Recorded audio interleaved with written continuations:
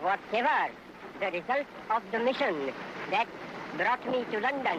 1869 সালে ২২ অক্টোবর গুজরাটের পোরবন্দরে জন্ম মোহনদাস করমচাঁদ গান্ধী।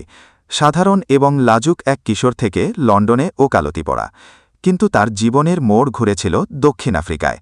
পিটার মারিজবার্গ স্টেশনে যখন তাকে কেবল গায়ের রঙের কারণে ট্রেন থেকে ফেলে দেওয়া হয়, তখন জন্ম নেয় এক বিদ্রোহী আত্মার।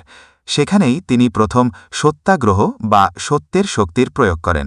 বর্ণবাদের বিরুদ্ধে লড়াই তাকে বিশ্বমঞ্চের জন্য প্রস্তুত করে।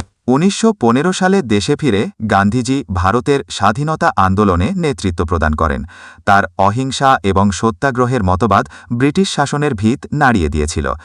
অসহযোগ আন্দোলন, লবণ সত্যাগ্রহ, ডান্ডি মার্চ এবং ভারত ছাড়ো আন্দোলনের মতো গুরুত্বপূর্ণ ঘটনাগুলো বিশ্বজুড়ে প্রশংসিত হয়। এই আন্দোলনগুলো কেবল ভারতের স্বাধীনতাকেই ত্বরান্বিত করেনি, বরং সারা বিশ্বে অহিংসা প্রতিবাদের নতুন মাত্রা দিয়েছিল। গান্ধীজির দর্শন ছিল গভীর এবং অনুপ্রেরণাদায়ক। অহিংসা এবং সত্যাগ্রহের মূলনীতিগুলো কেবল রাজনৈতিক অস্ত্র ছিল না, বরং তা ছিল তার জীবন দর্শন। সর্বোদয় অর্থাৎ সকলের কল্যাণ এবং স্বরাজ বা আত্মশাসনের ধারণা একটি ন্যায়ভিত্তিক সমাজ গঠনের লক্ষ্য ছিল।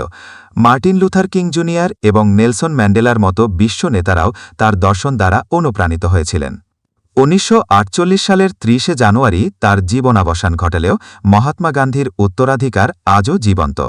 মহাত্মা অর্থাৎ মহান আত্মা এবং জাতির জনক উপাধি তাকে ভারতের ইতিহাসে এক অনন্য স্থানে আসীন করেছে। শান্তি, ন্যায়বিচার এবং অহিংসা প্রতিবাদের তার নীতিগুলো আজও বিশ্বজুড়ে প্রাসঙ্গিক এবং কোটি কোটি মানুষকে অনুপ্রাণিত করে চলেছে। আমাদের আজকের আলোচনা এখানেই সমাপ্ত হল। ভিডিওটি যদি আপনার তথ্যবহুল বা ভালো লেগে থাকে, তবে একটি লাইক প্রদান করবেন। আপনার মতামত কমেন্ট বক্সে জানাতে ভুলবেন না এবং আমাদের চ্যানেলটি সাবস্ক্রাইব করে আমাদের সাথেই থাকুন। পরবর্তী ভিডিওতে আবারও কথা হবে।